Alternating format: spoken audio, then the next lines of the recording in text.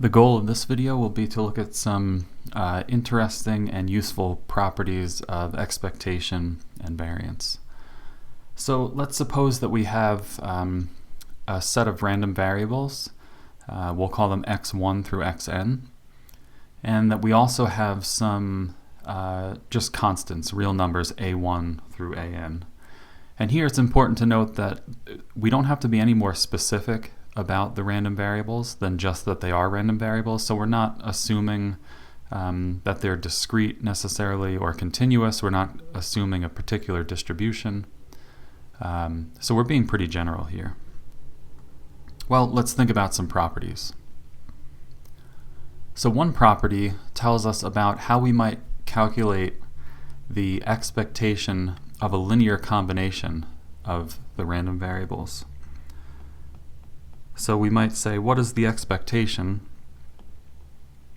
of the sum of ai, that's the constant, times xi, the random variable? Well, it would be nice if we could write this in terms of the expectation of the original random variable, because in lots of different cases we might know that. For example, if the random variable is normal, then we would have potentially have the mean as mu, or if the random variable were binomial, we would know the mean as n times p, the probability of success. And so it turns out that we can do that, and we can actually sum over ai times the expectation of the random variable. So again, this is helpful because if you know the expectation for the original random variables, then you know it for the linear combination of random variables. All right, for a second property, let's suppose that xi and xj are, or let them be, independent.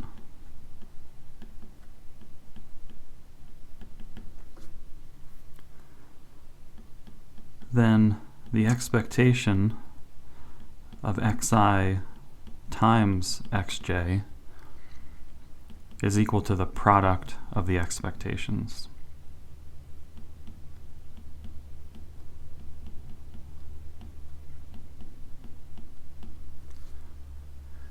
And that simplifies calculations quite a bit. And we'll see that later on in the course, that we will need to calculate the expectation of a product like this one. And when we make assumptions about independence, we'll be able to simplify the calculation. So the third property that we'll look at is one that I have you use in your homework, and it's sometimes called the law of the unconscious statistician. And it says that we can let g be a function, and if we wanted the expectation of some function of our random variable x, well, we can plug in g of x into the formula for expectation. I'll write it here in the continuous case, but the same thing holds for the discrete case. So notice the difference. In normal expectation, just the expected value of x, we have the integral of x times the PDF. And here all we're doing is substituting g of x in for x. So that's really convenient. It allows us to avoid having to find the distribution of the function of x. So we don't have to find the PDF, or in the discrete case, the PMF of the new random variable g of x. All that we need to do is have the original PDF, and that could save us quite a bit of calculation. So those are some properties of expectation. We can look at a few properties of variance. So one is actually sometimes mistaken, I think, as the definition of variance, but it really follows from the definition that we made in the last video, and that's that we could calculate the expectation of x squared and subtract off the square of the expectation. And this again can often make calculations a bit easier.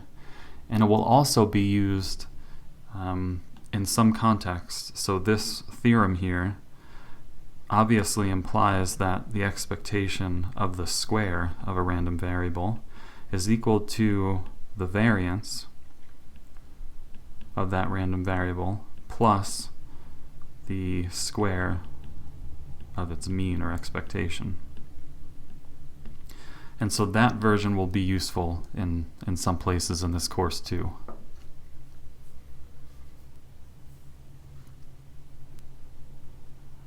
All right, the last property that we'll look at, and so I guess I don't need the 6 here, is the property of, say, a linear combination of variances. And I'll just do it in the simple case where we have an a1 times x1, and I'll do plus or minus a2 times x2. And it generalizes, the formula is a little bit uglier, and so I'll let you think how it generalizes, but it's not too bad. So it turns out that constants come outside of the variance squared, so we will have an a1 squared times the variance of x1 plus a2 squared times the variance of x2. And if we have independence between x1 and x2, then that's all we would need. So we would just have the sum of these variances each times the square of the constant. Now if we don't have independence, then we will either add or subtract depending on whether it's a sum or difference of in here. We'll either add or subtract 2 times a1 times a2 times the covariance of x1 and x2.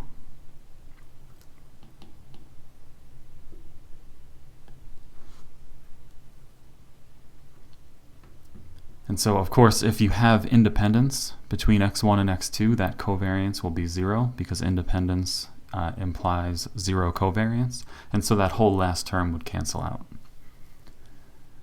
And at this point, it's probably important to say that if you don't remember, say, the definition of covariance or some basic properties of covariance, it would be a good time to, to do some review there. And our textbook has some discussion of covariance.